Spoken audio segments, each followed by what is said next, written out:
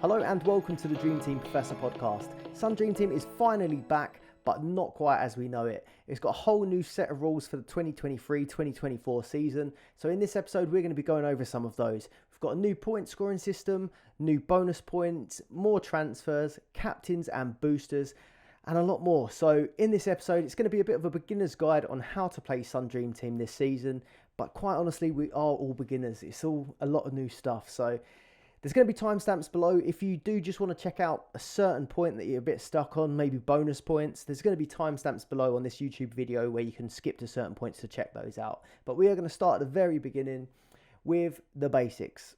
But before we get started, I'm excited to announce that I've partnered with the Dream Team Tonic podcast. So I'll be joining them for their podcast every week. They put out a load of great Sun Dream Team content on a lot of different platforms as well. So I'll leave a link to the podcast in the description below. We did a podcast yesterday going over some of these new changes, giving our opinions on them and coming up with some tactics that we think might be handy for next season with these new changes. So make sure you check that out. Link is in the description below, and make sure you subscribe to the channel because I'll be featuring on there every week. But back to the basics. So things that are staying the same, we have a £50 million budget to pick 11 players. That's the basics of Sun Dream Team. You transfer players in and out still as you did, and players earn you points each game week based on their performances. And all games count in this. You've got Premier League, European Cups and domestic cups all included in this. There's a few exceptions like the Europa League qualifying rounds, for example, that Aston Villa are going to be in. But apart from that, it's pretty much every game throughout the season. Picking a team. So when you pick your Sun Dream Team, you used to be able to make up to 10 teams, but this season you can only make one team on Sun Dream Team. With that 10 teams, some people used to take up a load of different strategies, different blocks from different teams to try and get ahead, and you could sort of go with the team that's doing the best, or some players just played them all equally, entered into different mini leagues and stuff like that. But this season, it is just one team, a little bit like how FPL is just one team. Maybe in my opinion makes it a little bit fairer. Everyone's got one team, so it's a bit more of a level playing field, but it's just one team to focus on this season. So you pick this one team and you can still enter it into different mini leagues, but it will just be this one. So 11 players, a £50 million budget, and as you can see, the players on the right hand side of this picture I've got here: Haaland 8.5 million, De Bruyne 7 million. Each player has just been allocated with a price. This price can change on a weekly basis depending on their performances, but we'll come to the player values a little bit later in the video. Now, the first real big difference I've come to is the formations. You used to just be able to pick from 3 formations. You had a 4-3-3, a 4-4-2 and a 3-4-3. Now we have 7 to choose from. I'm not going to list them all here, but they're on the screen. Actually, I will list them. I've got 4-4-2, 4-3-3, 4-5-1, a 3-4-3, 3-5-2, 5-4-1 and 5-3-2. So you can pick from any of these formations. I have seen a lot of people say that struggled with figuring out how to change the formation on their team. I saw a few people saying that on Twitter and had a few messages. Basically, there isn't a drop down where you select your formations. You just select the players you want and it will automatically take care of that formation for you. So on the screen here, I've got a 4-4-2 in principle, but if I take one of the midfielders out, if I bring a defender in, it will make me 5 at the back. Or if I brought a striker in instead, it will give me 3 strikers instead of 2. It's literally, that's as easy as I can put it. I think it would be handy if there was a drop down, but there isn't, so we have to deal with it. But that's pretty much it. I'm not sure what formation is going to be the best. I don't think you can really say until you know what players are doing the best throughout the season, but it will be an interesting one. Another new feature is captain picks. Now, if you play other fantasy games, you'll be pretty familiar with this already. But for those that haven't, you pick a captain, and each week this captain will score you double points. This could be positive and negative. So if you picked a captain, he done rubbish, he got sent off, you will get double the minus points, if that makes sense. But I think that will be a rare occurrence. Basically, your captain is going to get you double points, and you want to captain the player that you think is going to score the most. That's as basic as I can put it. And we'll come on to the deadline, because you have a deadline for when you need to select your captain by, but I'll come on to that again in a little bit later on in the video. One last thing to say about captain picks as well. If you do forget to pick a captain one week, it will automatically go with your captain from last week. There are no vice captains as well, so if you do captain a player that doesn't play, there isn't a backup. You'll just lose your captain for that week. Right, on to game weeks. So there is a new game week deadline. We didn't really have a deadline as such on Dream Team. We had a few different significant dates, like for example, Friday 7 a.m. you used to have the price changes happen and all of your transfers that were pending would go through. But you could still make transfers up until start of games, and you could make transfers in the middle of game weeks. You can't do that anymore. There is a set deadline now, and this game week deadline is going to be 1 hour before the kickoff of the first game of that week. So the best way to give this as an example, I've gone on the match center on Sun Dream Team, and the first game of the season is on Friday the 11th of August. We've got Burnley versus Man City in an 8 p.m. kickoff.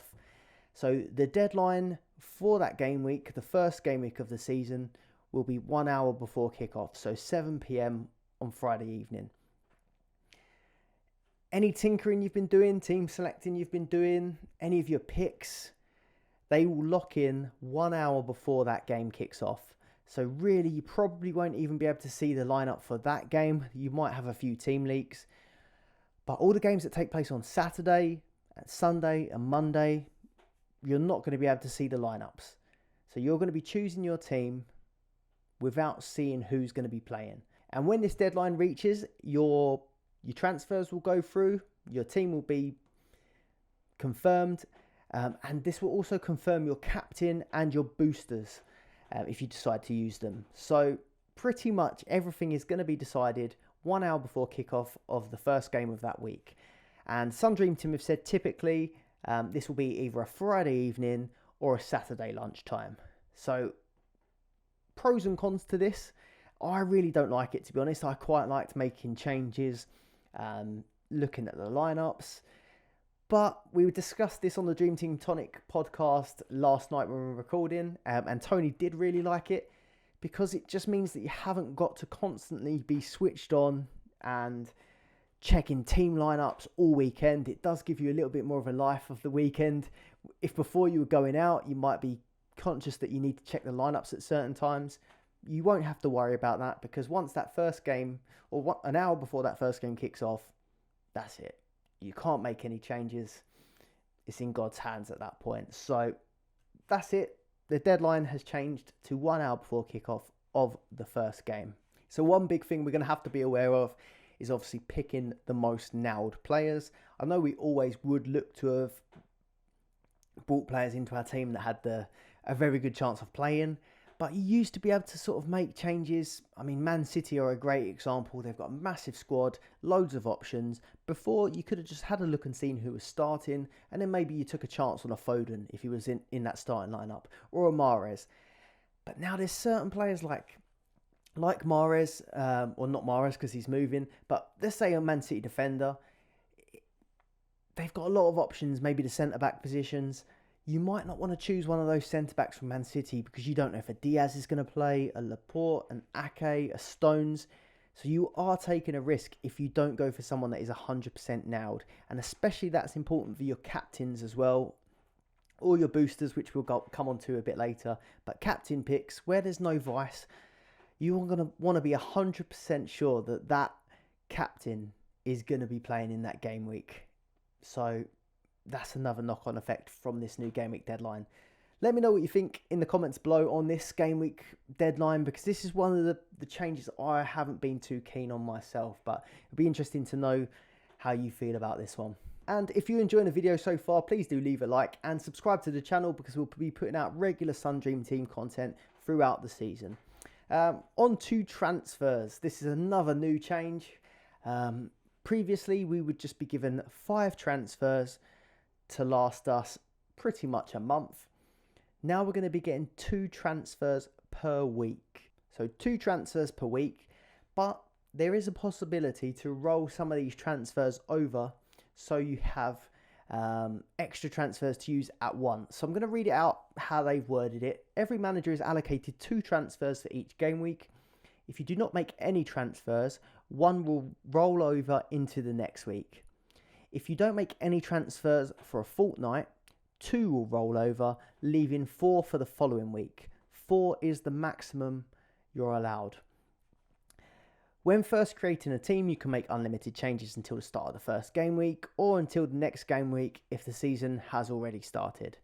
So basically, I've sort of mapped it out here, but if you make you get 2 transfers given to you. If you make 2, you'll get another 2 the following week.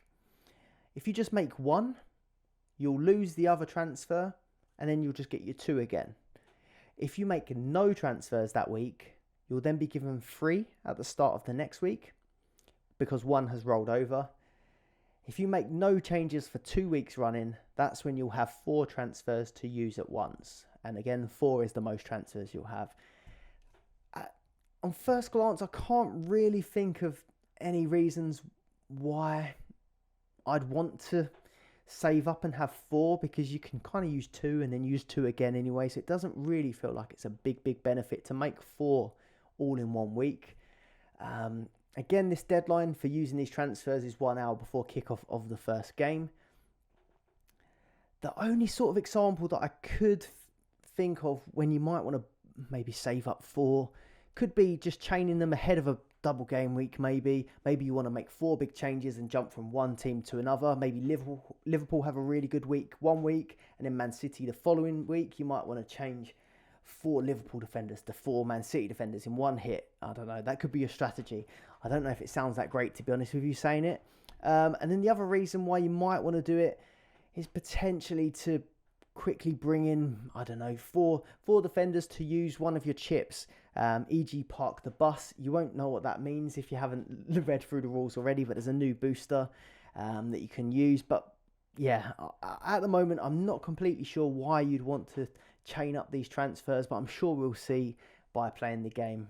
Just one thing to add as well. So if you do make 2 transfers in your team and the deadline is still a little bit further away, you can still reverse those transfers any point up to the deadline. But as soon as that deadline comes, the transfers will lock in. Right, I just mentioned boosters, so we'll come on to boosters now. Boosters, if you play FPL, for example, you'd know it as chips. It's their copy of chips, basically. So you get 3 boosters, and each booster has 1 use each. So you can use them once a season. You've got one called the 12th man. Select another additional player to be your 12th man. Max captain, the highest scoring player earns twice the points. Or park the bus, all of your defenders score double points. So just a quick look at park the bus. So double points for your whole defence. They haven't mentioned goalkeeper, so it will just be defenders. Something else to note, you can't have a defender as your captain that week if you do choose to use the park the bus feature. So you want to captain a midfielder or a striker or your goalkeeper. So you can't double up those double points in theory. At first glance, if you're going to use park the bus and get double points for your defenders, you're going to want to use the new formation with 5 at the back, just because you've got more chance of scoring more points there.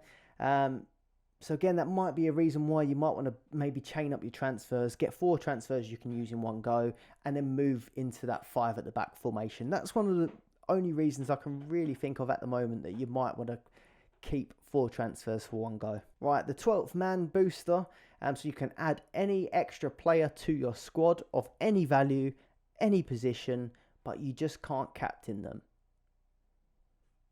So the only example I can think of this off the top of my head is that if there's a week where maybe you've got Haaland already in your team and you've got Salah, but you can't really decide out of Salah and Kane who you might want. They've both got good fixtures. Well, you can have Haaland, you've already got Salah, but you could use your 12th man to bring in one of the other big hitters, Harry Kane. So you've got 3 big hitters in your squad, and one of them's just an extra player you get for that 1 week. That's one of the best examples I can think of it.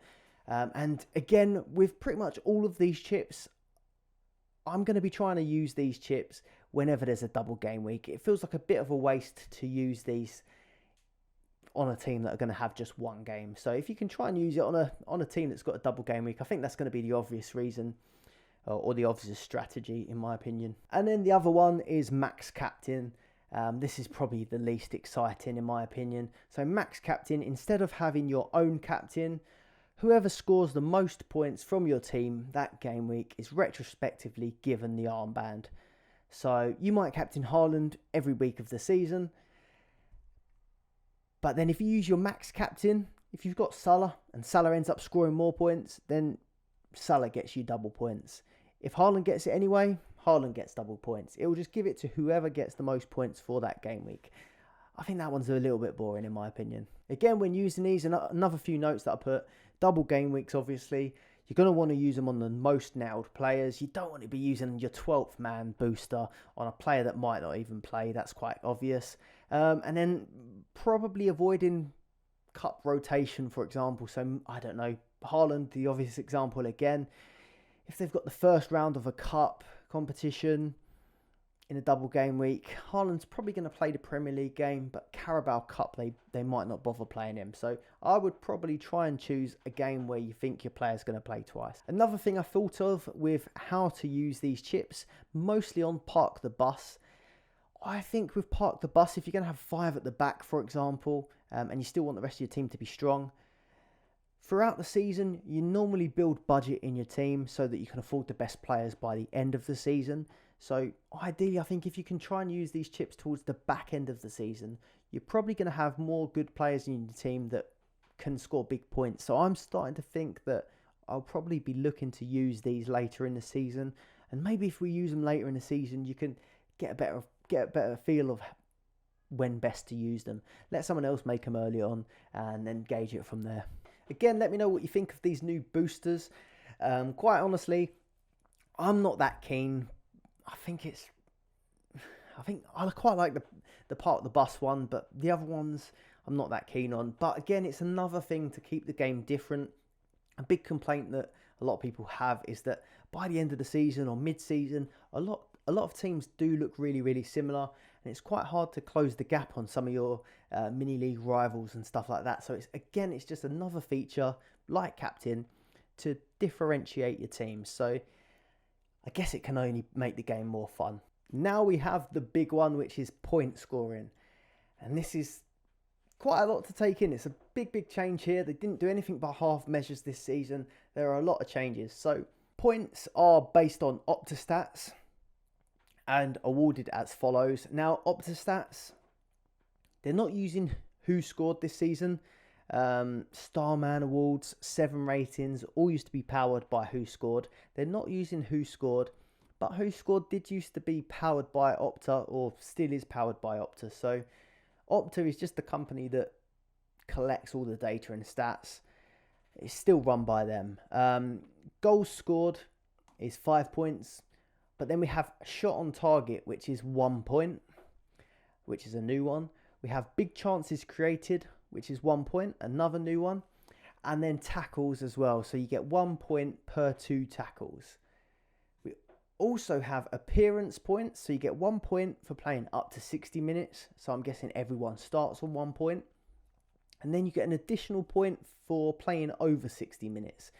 Again, I think this is the same as FPL as well. So another new rule borrowed from FPL. You get 2 points for an assist. And I'm going to go back to that one. So goal scored, 5 points. Assist, 2 points. That's the same as it was before. But with goals scored, is that going to double up with shots on target? So you'd imagine that a shot on target and a goal scored, they're going to go hand in hand. So will a goal scored be 6 points? I think it probably will be.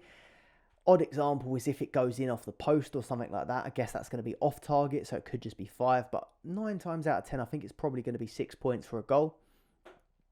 And then assists as well. So assists and big chances created, it's probably not going to be as often as goal scored and shot on target. But a lot of the time, I imagine an assist will be coming from a big chance created. So there's a potential for assists to maybe get 3 points instead of 2 as well. Yellow cards, -1. Red cards, -3.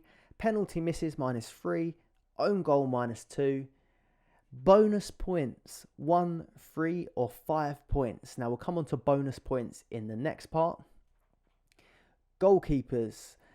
Goalkeepers get 1 point per 2 saves. So some of those lower down budget goalkeepers that are very busy throughout games, we're going to maybe see a lot more points from these guys.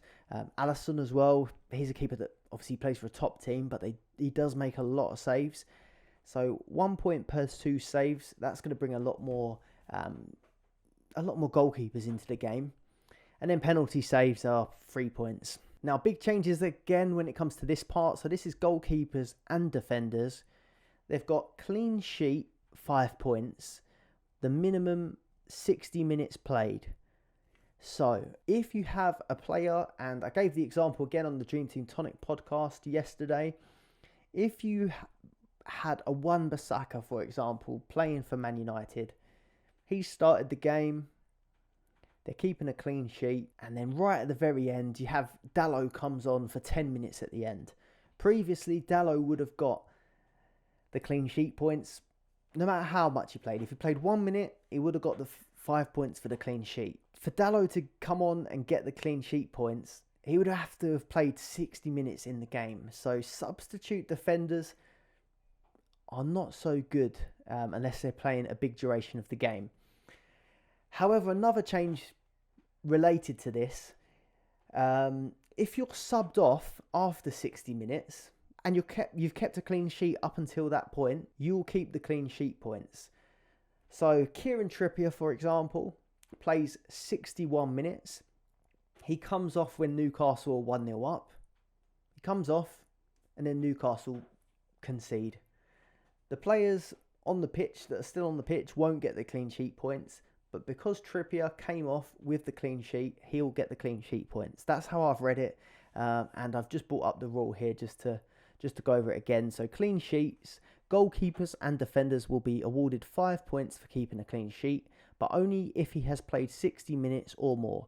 If a goalkeeper/defender is substituted or is used as a substitute and their team has kept a clean sheet for 60 minutes or more whilst they're on the pitch, then they'll be awarded a clean sheet even if a goal is scored during the period that they're not on the pitch.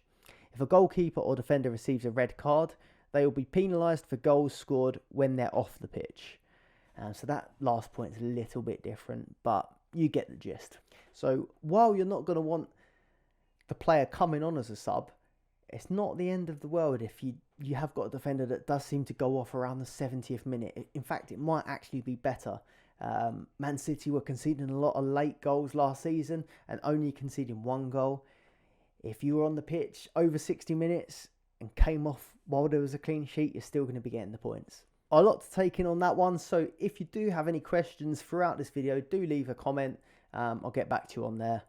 Or you can just drop us a message on Twitter as well. I'll get back to you on Twitter. Bonus points. Again, this is a new one. Bonus points. In addition to the points set out above, a player can earn 1, 3 or 5 bonus points based on the amount of player performance marks, PPM, they earn in an eligible match as follows. So your player accumulates points for, and this is not points points. This is not points that get added to their total. They just accumulate something called player performance marks for successful dribbles, crosses, offsides, pass completion rate of 70 to 80, 80 to 90, and then 90 plus percentage. Player performance marks for interceptions, blocks, goals outside of the area, fouls won, and then minus points for fouls conceded and errors leading to a goal. So I've got this on the right hand side here. All these player performance marks are added together and then it decides your tier level. So you've got tier 0 basically not applicable. You've got 0 to 9 marks, you get no points. For 10 to 14 marks, you get 1 point. That's tier 1. For tier 2, 15 to 19 player performance marks, you get 3 bonus points. And tier 3 is anything over 20 player performance marks. You get 5 points for that. It's pretty complicated. I'm waiting to find out how we can watch this in play. I'm hoping in the match center they might start tallying these up and have the points next to each player's name, but we won't see that until Dream Team starts. But I've put a little example up on the screen. So on Sun Dream Team at the minute, if you do click on a player, it shows you their 2022-2023 player performance marks. So it shows you how many of these marks they would have got last season. And then they've got a player total, which I've highlighted here. It says 2022-2023 total, 230 points. That 230 points for Trent Alexander-Arnold on the screen, that is how many points in total Trent would have scored with these new rules in play for last season. So FF Stuff, the website, ffstuff.co.uk, keeps a track of all the player data. And I went in and looked, and so last season Trent finished on 167 points. But obviously Dream Team here have him on 230. So that means that through these new rules that we covered in the last slide and these bonus points, Trent achieved an extra 63 points. So quite a big jump in points there. It's going to be hard to decide how this is going to affect our decisions, but I've made a few notes. So overall, I think this is going to bring more players into the game, more like defensive minded players potentially, with Declan Rice was a good example, and Paulinho. We had a big conversation about this on the Dream Team Tonic episode, so do check that one out. We looked at more towards the players than the rules, but we had a lot of strange inclusions. So Declan Rice and Paulinho done really well. That's from interceptions, from tackles, things like that. So it brings in the more defence-minded midfielders into the game. But you also had Anthony from Man United doing quite well out of it as well. So all this information is on ffstuff.co.uk. You can have a little bit of a look at the data there. We had a little bit of a chat about this yesterday. It does look like the highest tiers are going to be quite hard to reach. And we're not so sure how much of an impact this is going to have on the game. But for me, I'm going to wait and see. I don't think I'm going to rip up my usual game plan and go for players that I think are going to score the most bonus points. I think I'm still going to choose the similar sort of players that I would have chose last season, but maybe a few of my enablers, I'll look at maybe choosing someone that gets these bonus points as well. But overall, I don't really see this disrupting the overall top point scorers of the season. So we'll have to wait and see how it plays out, but again, it's something else that's going to make the game a little bit more different team to team. Now on to player values, and I'm going to take a bit from the Dream Team website for this one. At the end of every game week, each player's points are assessed against expectations and their values are adjusted accordingly. So we get these price changes taking place at this deadline 1 hour before kickoff. If you play for a long time, you kind of get a good idea of how these price changes will come. You get a bit better at predicting them. But quite honestly, if you're struggling with trying to predict these price changes, ffstuff.co.uk has a really good price change predictor, and it's very, very accurate. So I would just recommend using that website. It's free and it helps you with predicting your price changes. Saves you a lot of time. That being said, so on these player values, a player value can remain the same or increase or decrease by a maximum of 0.3 each game week. So prices go up and down. There should be a big emphasis on building your budget throughout the season, and it's more important at the beginning of the season, in my opinion. If you can build budget early on in the season, it really helps you pick in some of the better players towards the end, or filling your team with the top players. So to do this, you want to sell players before they're going to go down in price for players that are going up in price, and then you can profit off of this. That's pretty much the basic way of doing it. And one good thing this season is that we're going to be getting 2 transfers a week. So when we used to have just 5 transfers for the whole month, you didn't always want to waste them on price changes. It wasn't a waste, but you wanted to try and profit on price changes and get a player that you definitely wanted to keep long term, because you only had 5. But with 2 transfers a week, I think it's going to be easier to build budget. So that's one thing I've sort of put in my notes here. One thing that has changed though is that these price changes used to take place 7 a.m. on a Friday morning, which was a really inconvenient time, and they never even used to go through on time either. It used to update at 8 o'clock, 9 o'clock sometimes, but it will be bang on the deadline, I'm pretty sure, this season. But before, you could wait and get people in for cheaper if they were going down. But if you do make a change where the transfers lock in at the same time as the price changes now, if you do want to get a player in before they go up in price, you are going to be stuck with that player for that whole weekend. So that's one thing to consider. It might be a bit more difficult when it comes to building budget in your team. If this has helped you get your head around the new rules, please do leave a like and subscribe to the YouTube channel. I'll be putting more Dream Team content out throughout the season. And if you have any questions and things you didn't quite understand, I'll put them in the comments below and I'll try to get back to you on there. And also, if you want a bit more content on these new changes, how it might affect the game going forward, do check out that Dream Team Tonic podcast that I filmed with the guys yesterday. I'll leave that link in the description below. Thank you very much for watching, and we'll see you on the next episode. Goodbye.